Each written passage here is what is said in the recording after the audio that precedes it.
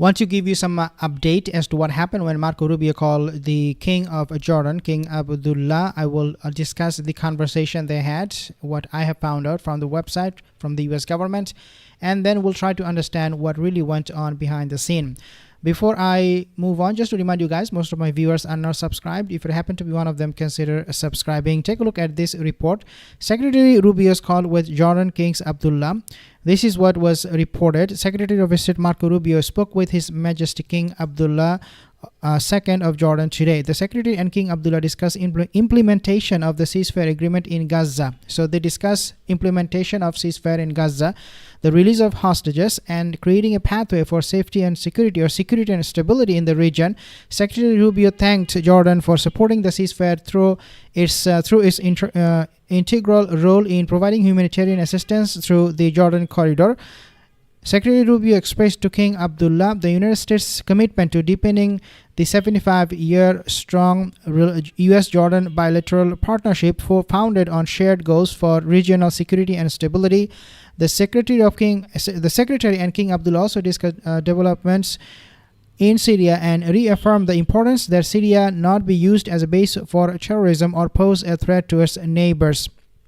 If you take a look at all the points they have discussed, number one, you can clearly see is that they have talked about the situation right now in Gaza, and they then talked about the hostage situation, and then they talked about the future of the region.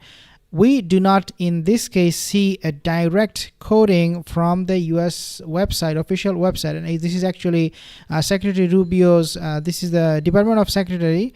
I think this is the website from the US Department of State's website. From this one, you cannot see clearly if they discussed about the Gaza displacement. I mean, when they talked about Gaza hostages, Gaza ceasefire agreement on implementation of the Gaza ceasefire, and creating a pathway for security and stability in the region, you might get a vibe that perhaps they did talk about Gazans displacement and sending them to Jordan. But from what I understand, looking at past statements from Jordan's King Abdullah, I can conclude by saying that Marco Rubio did not ask King Abdullah specifically, are you going to be taking those Gazans that we are planning to send to your country, because we are going to clean out, according to what Donald Trump said, quote unquote, we are going to clean out Gazan from the Gazan people and send them to Jordan and Egypt. I do not see that kind of conversation happen directly with him, but that kind of conversation, I believe, will take place once Donald Trump himself will call King Abdullah. This was a call for testing his understanding, his opinion, and that's why Marco Rubio was, this little rocket man was sent to, or this man, Marco Rubio, made the call to King Abdullah just to get a vibe, what the king thinks about receiving those Gazans from Gaza. I think he got a very clear answer, Marco Rubio, that King Abdullah cannot afford this whatsoever. If he does go ahead with this kind of agreement with United States that he will be taking those Gazans from Gaza into his country, then he will be overthrown. Then we also have seen how they talked about Syria, and they have discussed the importance of Syria and as not to be used as a base for terrorism or pose a threat to its neighbors.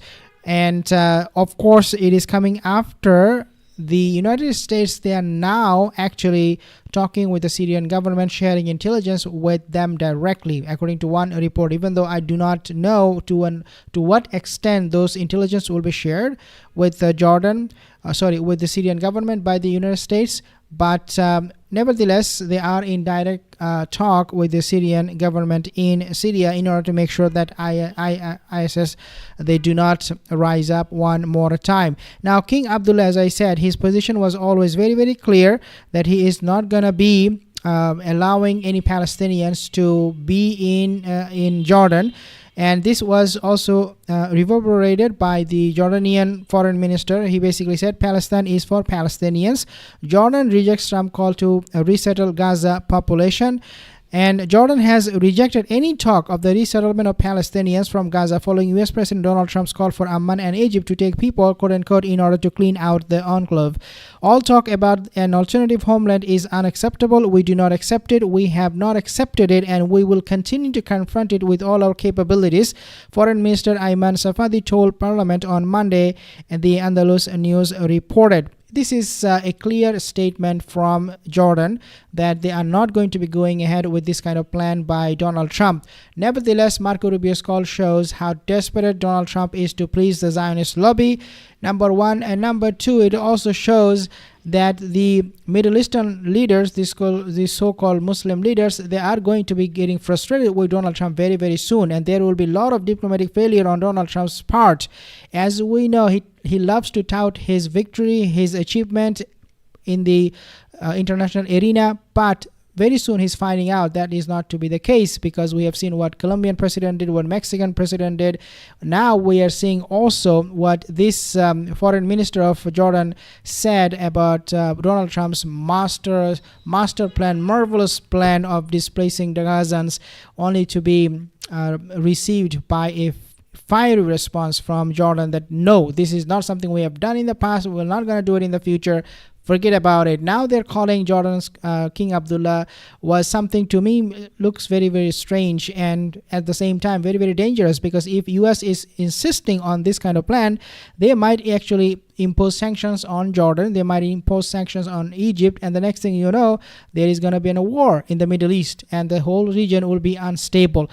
Again, all of these things can happen and will happen thanks to Donald Trump and his master plan for the people of Gaza, which will definitely be a huge diplomatic failure on his part. Now, in addition to the Jordanian foreign minister talking about why and how, or the main reason behind why they will not take the Palestinians in, we also have a statement from Jordan's King Abdullah himself talking about Palestine. Take a listen. This Israeli government has killed more children, more journalists, more aid workers, and more medical personnel than any other war in recent memory.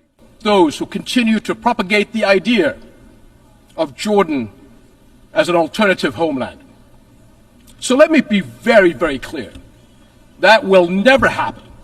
We will never accept the forced displacement of Palestinians, which is a war crime. This Israeli government has...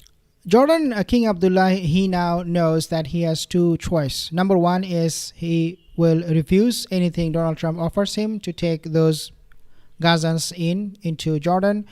And because of that, he might face sanctions. He might not get the aid from the United States. They are already holding aids anyways.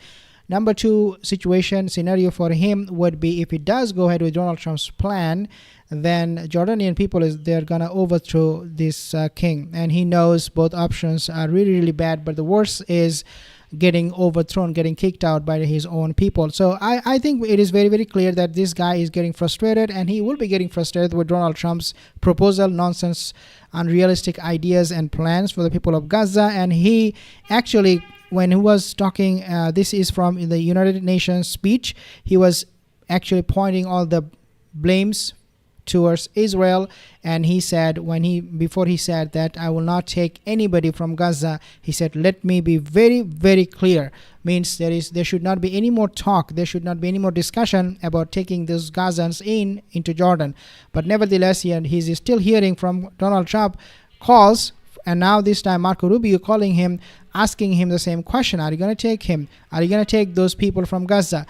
The answer was always and already no. But then why would you make a phone call again and again to bother this guy, to really harass him? This was an harassment call to me, looks like, from Marco Rubio to King Abdullah. Why would he call him? They came into power on just few days, and they are already bothering these leaders. I don't think this will pan out very good for Donald Trump. In fact, he's going to lose big in terms of diplomatic wins